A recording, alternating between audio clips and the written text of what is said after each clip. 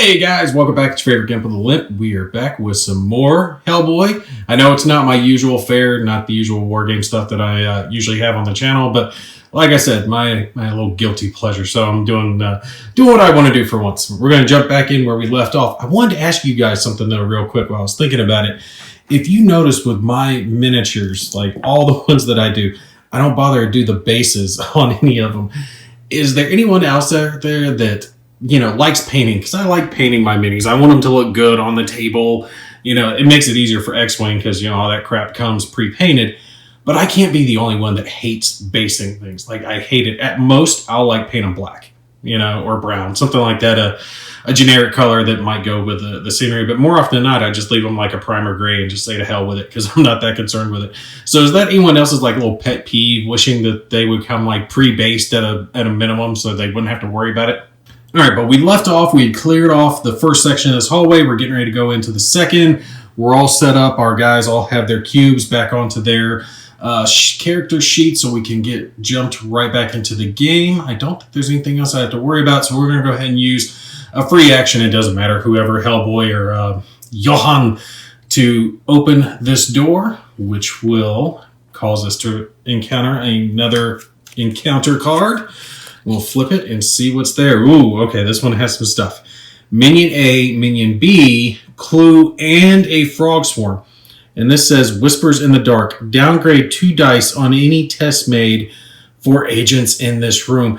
No, there's a clue in there. I don't want to downgrade 2 dice. It means I'm going to have to do 2 upgrades just to have it be the same. So on any test. So that's not an attack. That's going to be like doing an examination. So it's not horrible. It's not the worst that can be done, but I'll have to leave this card next to the board. Otherwise, I'll forget it. Okay, so Minion A and Minion B. Minion A, Minion B, Rampaging, which is the one that has the arm up, and Transforming is still partially human. So that's going to be those 2 guys there. And then we need a Clue and a Frog Swarm. We'll grab our Clue token from before, set it there, and a Frog Swarm. Yeah, I still need to paint my Clue tokens. I know, blah, blah, blah. I'll get to them eventually. It's not that huge of a deal. But that is going to be a pain in the butt when we have to get rid of that Clue. All right, so I know I want to take out the Rampaging guy first. The problem is my best shots are in the back. So I'm going to have to spend actions moving them up or accept the downgrade on it, because having my 2 guys here in the way will downgrade the dice. All right, so maybe I take Hellboy and have him move in and make his big swing attack against the Rampager, but I think I get 1 downgrade. Yeah, I get 1 downgrade on the attack for him having a Transforming. But since I get a free upgrade from the Ancient Blade, okay, let me think about this, because I want to try to do this the best way I can, because I want to get the Clue as best as I can as well. I might have to wait on the Clue until the next round and try to push it, but I need to try to get through as quick as I can. I can either have Hellboy move in and do his big attack and just suffer the 1 downgrade, or I can have one of these guys at a time move forward, perform their attacks, because once they're in this area, they're not going to be getting a downgrade for range. So it's going to be 1 movement, 1 action to move to there. So I'd have 2 actions left on Abe to perform shots against the Rampager. And then I'm not that worried about trying to take out the Transformer, because he's a coward. He'll run at first. And it takes 2 Frog Swarms for anything really bad to happen. So I think that's my better bet, because I'm trying to keep these 2 kind of at range anyway, or with Hellboy. And I would like to have actions left on Hellboy to help Johan make his check for the Clue. That's my goal. So we're going to go that route. We're going to have Abe spend 1 moving up, and then he will spend... Ooh, Abe's all the way over here. He will spend a 2nd cube to perform a ranged attack.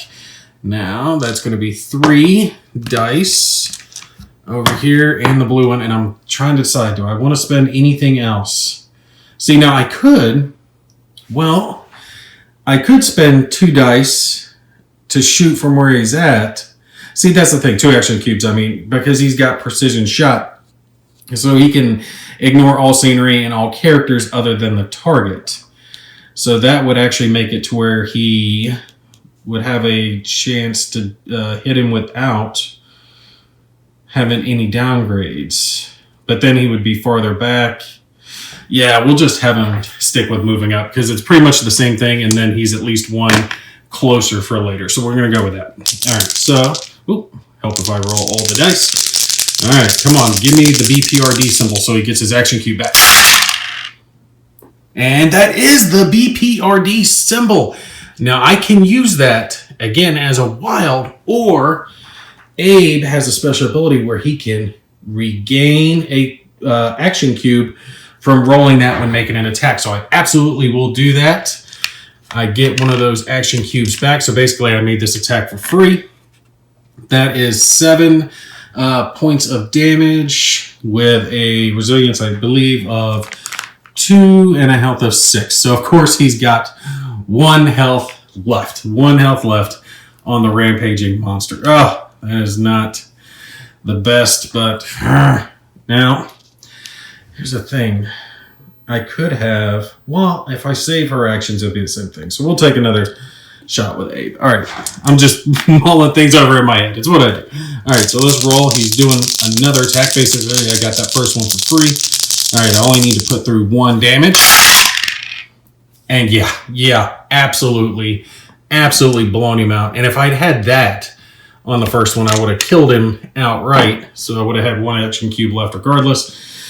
But that does kill the Rampager. Pull that off. Now, I've got 1 cube left on Abe. And like I said, I'm not horribly worried about the transforming one, but I do want to get rid of him. So maybe I have Fire Chick do it. I can't have her do it melee. Because like I said, I want to save an action cube on Hellboy to... And the thing is, like, Hellboy's gun, too. I couldn't even have Hellboy shoot at him with 1 action cube. I mean, I could, because if the target is hit, the suffers 5 additional damage, but then you flip this card after use. He only gets 1 shot with it, and then you reload this weapon by spending an action cube or for free when the agents take time. And I try to avoid taking time because it moves the Doom track. So basically, Hellboy gets 1 shot unless he uses his action cube to reload or to during taking time, and I don't want to do that. So yeah, I think we're probably going to go with her shooting. She'll spend 1 to move up, 1 to shoot, and since those guys are weak, the transforming ones are weak, I'm hoping I can do pretty well on it. And I could do a flame, but I don't want to risk putting a flame marker in there since I'm moving in that direction. I'll use her flames when we get over there, wherever the boss is. All right, so big money. Okay, yeah, that'll do it. That'll absolutely do it. It's got 1 resilience, I remember, and I think like 4 or 5 health. So we absolutely blew him out with 8 damage. Transforming monster, 4 health, 1 resilience. Bam, he is gone. Took that out, and she's got 1 cube left, so they're both going to be moving up. All right, let's go ahead and get them by the door. We're going to move that action cube, this action cube. Both of these are... I'm getting choked up here. 1, 2, they're up to there. Ready to go. And you can have up to 6 characters in a space. Now, some boss characters take up more room than others. So we can still get that because we have... I think the clue counts as a space. I'm not 100% sure, but I know the frog swarm does. So even counting the clue, even if it does count, if all of my guys are there, they're still fine in the space. So if we have Johan spend 1 action cube to go up, 1 to interact, and then 1 to upgrade, and then Hellboy spending 1 to upgrade, 1 to remove this frog swarm so there's no downgrade for that, then yeah, we're good. Okay, so Hellboy's going to move up first. Boom, boom. He's going to spend 1 to do that, 1 to clear. He will clear the frog swarm off. That leaves him a single action cube left that we will spend because he's going to help Johan. Boom, boom. Moving up, Johan spends 1 cube to move up, and then he's spending one to interact with the clue, and then one to upgrade everything. So we're spending them all, but we're getting there. That means he has the full upgrade, so he should have this when rolling his examination. Unfortunately, due to this card, we have to downgrade 2 dice on the test. So I'm having to spend all of that to get myself to here.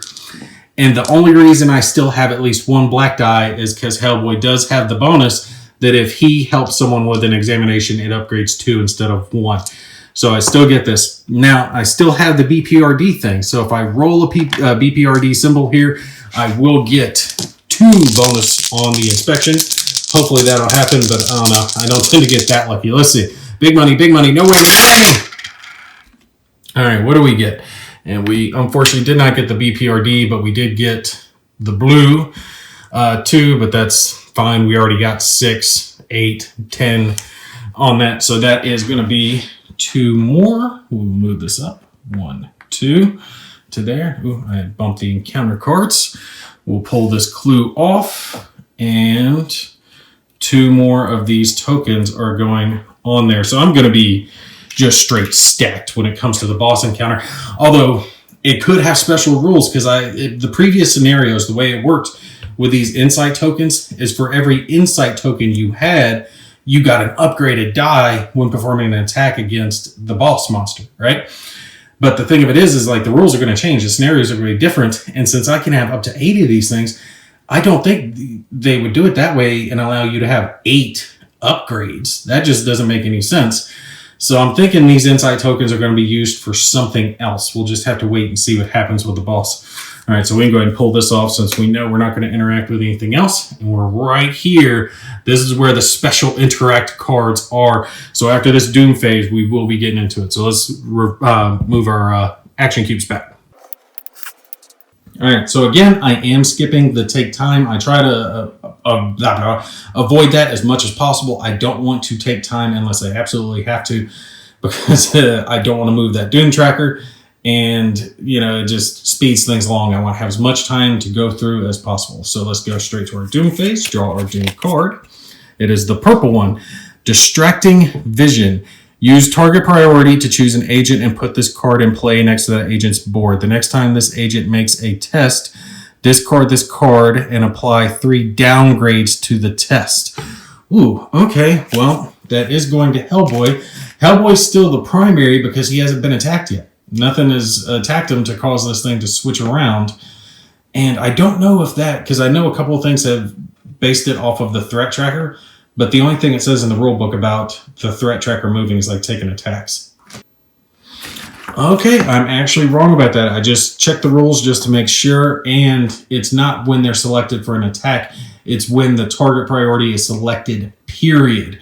So we're going to leave it to where it was and apply this to Hellboy, but now it is going to move around. They're all going to move up, and Hellboy's actually moved to the back of it. So anytime the threat tracker is used, it rotates it around. All right, so we are back ready for our next round here, and I think we're good. We've got all our action cubes. We're right here at the door.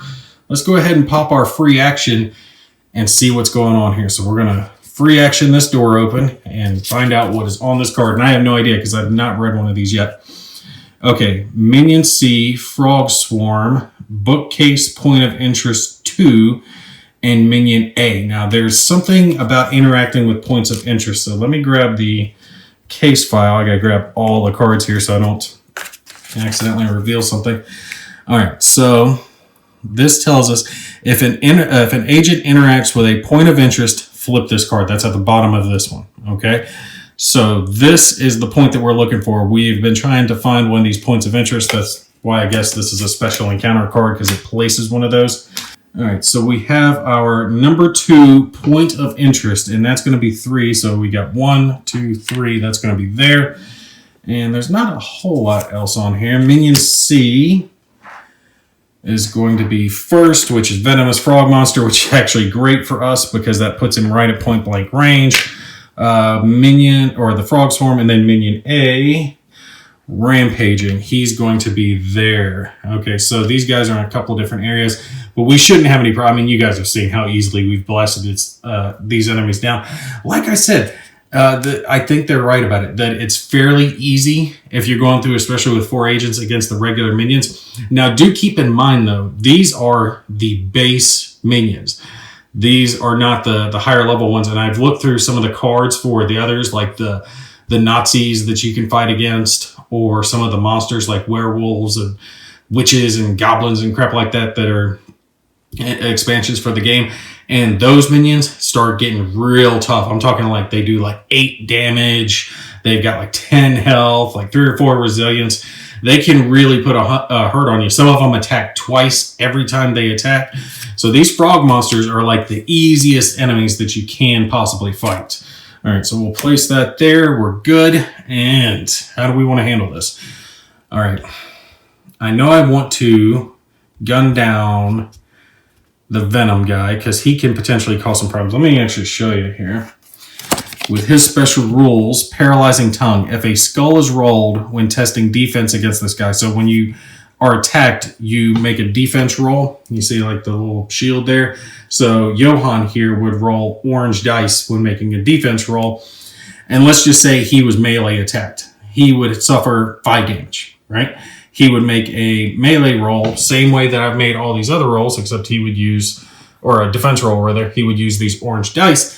And however much damage that blocked, how much was rolled, is what's blocked, and then he suffers the rest. So kind of a neat way. Everything works with the colors of the dice. The target agent discards an action cube in addition to the normal effects of a skull result. So that is very much bad. These guys can slow you down a lot. And the rampaging guy, what is his special?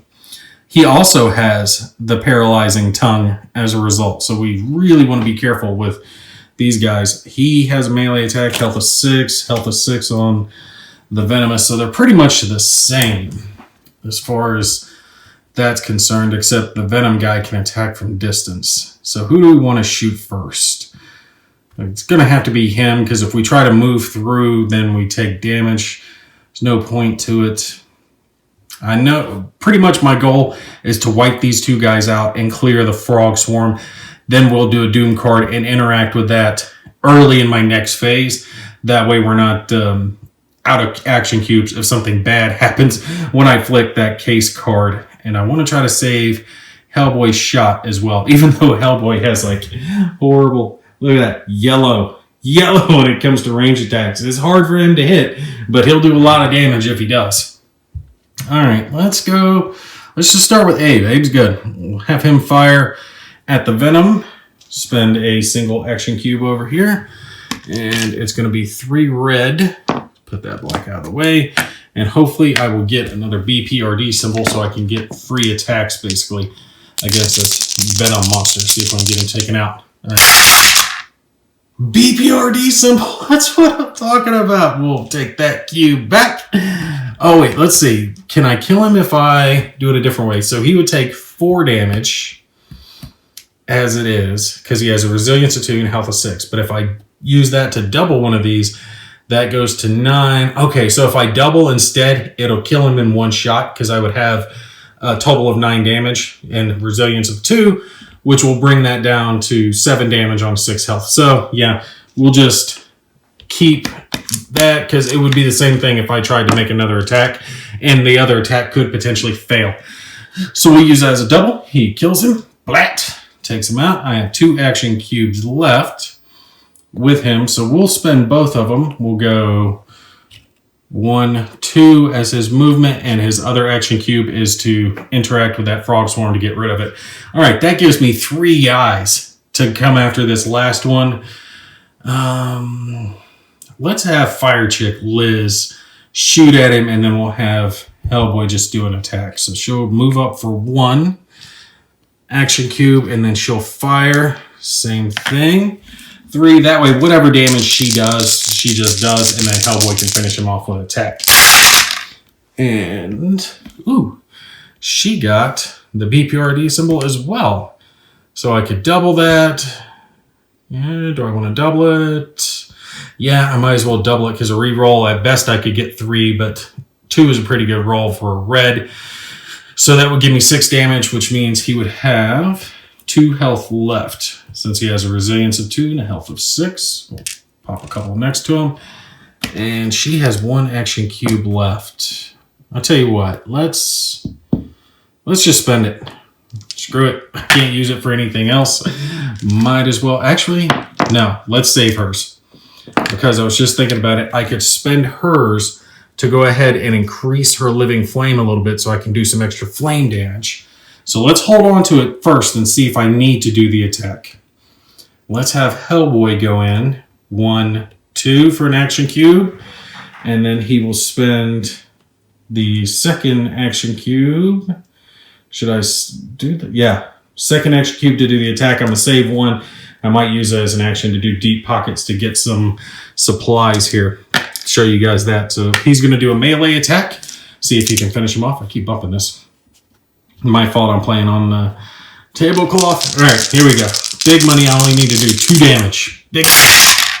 No! Crap! Look at this horrible roll! And that removes the best one.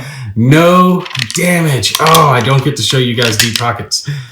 Oh, that is horrible. Because Hellboy's in there now. I have to spend that last one. Oh, crap. I get a free upgrade I forgot about. All right, let's switch that out, and we will perform the attack again with my last action cube, remembering my free upgrade this time. Oh, that was so horrible. So horrible. That's why you don't want to roll skulls. All right. No! Oh, look at that. Damn, again. All right, but it took out one of my 3s, and this was a 3, so even with his resilience of 2, that's just enough to kill him.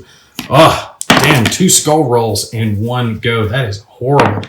That is just horrible. All right, but we did take out the Rampager. I don't know. The dice have been going in my favor this whole time, so for it to go so badly there.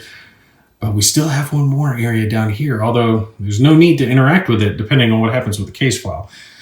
So that is all of my cubes for everyone except for Johan. We will do Liz to upgrade her living flame with her 1. Make sure that's the right spot. I think it slides. And then we'll have Johan go 1, 2 into there. And I think I'm going to save.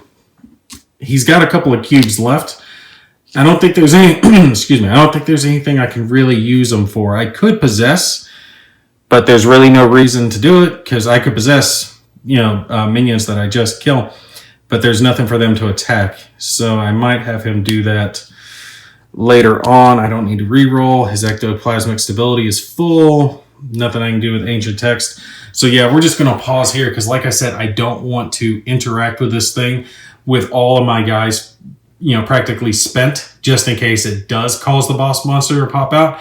Because as it is, I've still got a ways to go, right, before that Doom Tracker gets there. I have cooked all the way through this hallway. I could even go and encounter in these hallways. Probably still have time to do it. But we're going to wait. We're going to wait 1 round, and then we'll interact with this point of interest and see what happens. Like I said, it's going to be a spoiler, so I'm going to be showing you guys what's on the card. So keep that in mind if you're watching the playthrough. All right, let's finish out with just doing the Doom card. Because, again, I'm not going to take time. No reason for it. So let's put our cubes back. Because I'm going to do it at the end round anyway, so I know it's kind of out of order, but it is what it is. Let's do this. Mystical Power Surge. Oh no! Each minion on the board heals 2 damage. Yay! If there are no minions on the board, or if no minions have any damage, advance. No! There it is. It got me. Okay, so we'll move that up. But that's alright, because it's still 2 spaces before it activates it, and we're getting ready to do the point of interest. Now, there's a couple points of interest here, but it just says when we interact with any point of interest, will cause this card to flip, and we'll find out what's going on with the story. But at least I'll have just a little bit of time, because, again, I don't know if it's going to activate the boss. It might not. It might give me another objective, or say, because we're looking for a guy who was here, maybe it'll say the guy's in the other room and we got to save him or something. Like I said, I haven't played this. I have not played this scenario. You guys are learning it right along with me, so we're just going to have to see what happens. All right, but we'll pause here, and we'll pick up with the next one with the point of interest. You guys take care. I'll catch you in the next one.